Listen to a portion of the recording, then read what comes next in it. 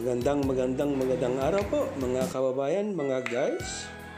Kumusta naman po kayo?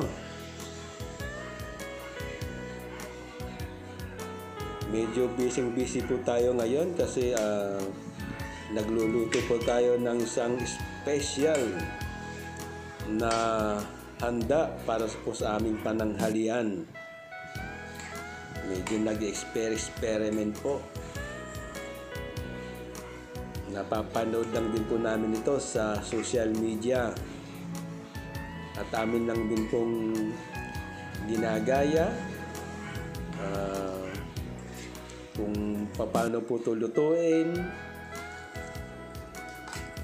Isa rin po ito sa ginagawa namin para bilang isang family bonding na rin po sa aming pamilya.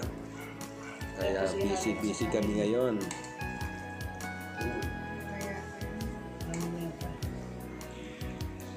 Para relax na rin din dahil ngayon naman po ay weekend. Kaya ito po yung aming ginagawa. Minsan nagluluto-luto.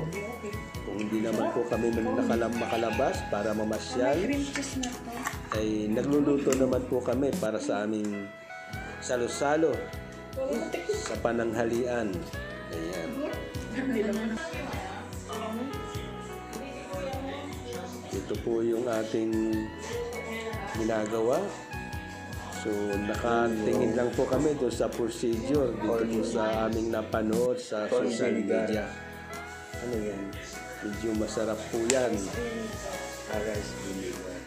Kung gusto nyo pong malaman kung ano po yung mga ingredients, ano po yung mga... Siyempre, kung gusto niyo pong malaman kung ano po yung aming niluluto at kung ano po yung mga ingredients niyan, ano po yung special na niluluto po namin ngayon, ay i-comment na lang po dito po sa baba. Mag-comment lang po kayo at try po nating sagutin yung pong mga katanungan. Ito pong aming ginagawa namin ngayon ay isang part ng family bonding para sabay-sabay po kaming kakain mamaya. Tulong-tulong po kami sa pag-prepare. Ito pong aming ginagawang special na handa para sa aming pananghalian. Bali, medyo may kakaiba ang aming niluluto. Ito po ay yung isa pong pagkain na sikat sa Japan. Yung aming pong ginagaya. So, tingnan na lang po natin maya-maya pag naluto kung ano po yung lasa. Sana masarap. Masarap yan kasi kami pong lahat ang gumawa, tulong-tulong. Wala namang ibang sasarap sa pangmamahalan sa loob ng isang pamilya. Yan na po yung importante dyan. So yung bunso ko pong anak, ang nag-prepare at nag-design. Kami mga assistant lang. Taga-slice ng mga ingredients, taga-prepare ng mga ingredients. Siya po yung nagtitimpla, yan, nag-design, nag-prepare. Yan. Mukhang masarap. Medyo natatakam na rin. Hindi lang po yan ang aming niready. Meron din po tayong iba, pero ito po yung aming pinaka-special. Ayan. Masarap po yan. Sana. Pero masarap po yan kasi talagang yung ingredients, yung mga isasahog po dyan naglaan po kami ng oras. Pumunta po kami ng groceries para hanapin yung mga ingredients. So punta po kami sa dalawang groceries kasi yung sa isang grocery wala doon yung aming hinahanap. Kaya lipat kami. So sa awa naman ng Diyos ay nakakumpleto po kami ng mga ingredients. Hindi naman po dun eksakto dun sa napanood namin sa social media, ay halos nakuha naman po namin.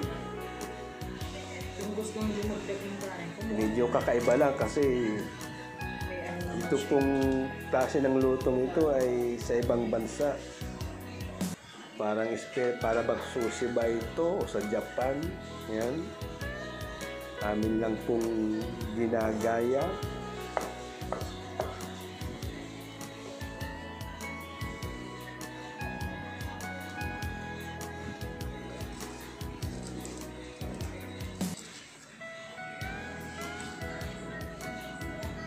So, ganyan lang po para tayong gumagawa ng pizza. May mga toppings din. May flavor. Yung kabilang side, ibang flavor. Yung isang side, ibang flavor din. Pork and beans. Ah, Pork and tuna. pork o baboy po yung sa kabila, yung medyo dark brown. Tuna naman po itong nasa kabila. Tapos yung pong sa ilalim may baked rice Okay, tuna. na may timpla din. Kaya kayo try nyo rin po. Marami po dyan sa mga social media. So yung nasa Yung mga special na toppings ay pork pwede nyo pong and gayahin tuna. o para matutunan ninyo pong kung paano lutuin para pagka green may peas. special na okasyon, Tapos po yung tuna. yun po tayong kakaiba na maihahanda. Ingredients. Meron po yung mayonnaise. Ito naman pong ginawa namin ay parang Sriracha. may thrill po ba seasoning, yung aming pananghalian. seasoned oil. Cream cheese. Tulong-tulong kami. Family bonding time. Sa rice, may sesame oil. Tapos, meron So siya hindi na kami bibili ng pagkain sa labas. Kami na rin po yung gumawa. Halos kompleto po yan. Hindi po namin tinitipid yung mga ingredients. Sobra-sobra. Seed. Dahil Sesame kami rin naman po yung kakain.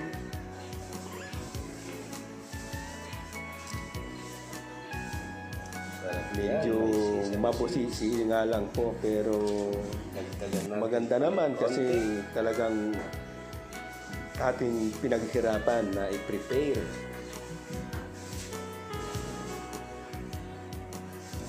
So sinusunod lang po namin kung ano po yung instructions sa aming napanood sa social media. Yan, may mga pa-cheese pa sa ibabaw para pong pizza. Pero hindi po pizza yan. Toppings po yan. So, iluluto po natin yan sa air fryer. Yan, nilalagyan po namin ng maraming cheese. So, lahat po yan lalagyan natin ng cheese.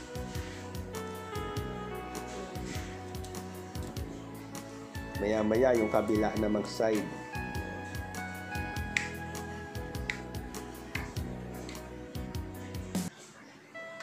Bago po matapos itong ating video, maraming salamat po sa inyo mga kababayan, mga guys, sa patuloy na pagtangkilik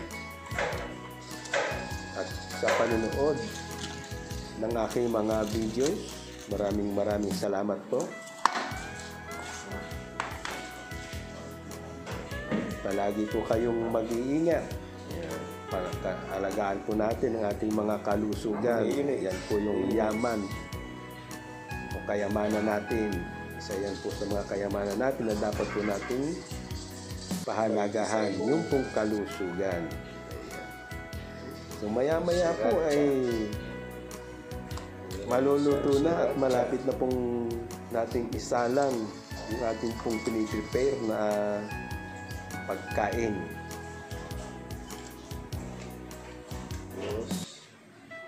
May mga toppings din po. Medyo marami po yung ingredients at marami rin po yung steps. Kaya very challenging bago po namin ma-prepare yung aming lulutuin. At nakakailang layer po kami ng mga ingredients. Ayan. May mga gulay din po yan. Ayan, nire-ready na po natin yung ating air fryer. At maya-maya ay maluluto na po yan. So hanggang sa muli po. Maraming salamat po at parati po tayong mag-iingat. God bless!